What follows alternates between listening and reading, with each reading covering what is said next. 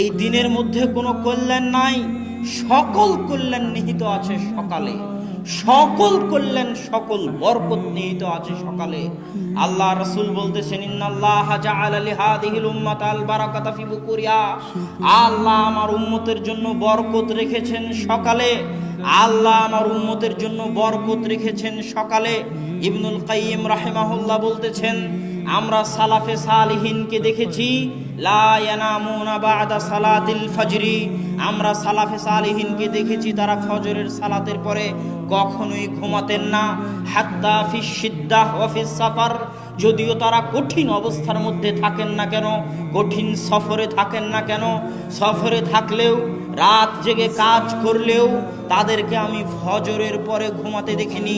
ইয়ান্তাদিরুনা ইলা তুলুইশ শামস, সালাফে সালিহিনকে দেখেছি যদি তাদেরকে ঘুমাতেই হয় রাত্রি জাগরণের কারণে, রাতে কঠিন ও কঠোর পরিশ্রম করার কারণে, তাহলে তারা সূর্য ওঠা পর্যন্ত অপেক্ষা করতেন।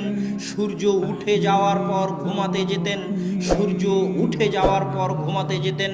ফজরের পর থেকে নিয়ে সূর্য ওঠা পর্যন্ত এই সময়ে যতই কষ্ট হোক না কেন, ইবনুল কাইয়িম বলতেছেন আমি সালাফে সালিহিনকে ঘুমাতে দেখিনি। কেন? ইন্নাল আরযাক ওয়াল বারাকাহ তানজিলু মিনাস সামা, মানুষের রুজি রুটি বরকত আল্লাহর পক্ষ থেকে সকালবেলা অবতীর্ণ হয়, আল্লাহর পক্ষ থেকে সকালবেলা অবতীর্ণ হয়। এই জন্য আল্লাহ সুবহানাহু ওয়া তাআলা পবিত্র কোরআনে সকালের যত নাম রেখেছেন, ওয়াল ফাজর, ফাজর শব্দের অর্থ হচ্ছে যাহারা, ফুটে ওঠা, প্রকাশিত হওয়া।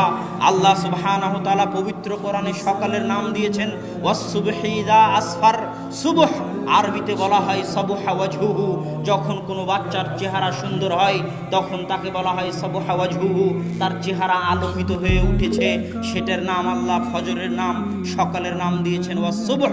আল্লাহ ফজরের নাম দিয়েছেন ইদা আসফার, আসফার মানে প্রস্ফুটিত হওয়া, আলোকিত হওয়া। আল্লাহ সকালের নাম দিয়েছেন ওয়ান নাহার ইদা তাজাল্লা, দিন যখন জ্বলে ওঠে, দিন যখন প্রস্ফুটিত হয়। আল্লাহ সুবহানাহু ওয়া তাআলা সকালের জন্য পবিত্র কোরআনে যত শব্দ ব্যবহার করেছেন সব শব্দ আলোকিত হওয়া, প্রস্ফুটিত হওয়া, জ্বলে ওঠা, প্রজ্বলিত হওয়ার সাথে সম্পৃক্ত। ঠিক একইভাবে আল্লাহ সুবহানাহু ওয়া তাআলা এই পৃথিবীকে পরিচালনা করেন। সুন্নাতুল্লাহি ফি তাদবিরিল আরজ, পৃথিবী পরিচালনায় আল্লাহর মূলনীতি, পৃথিবী পরিচালনায় আল্লাহর মূলনীতি যদি কেউ জানতে চায়, মানুষের এই 50-60 বছরের জীবনে পৃথিবী পরিচালনায় আল্লাহর মূলনীতি জানা সম্ভব নয়।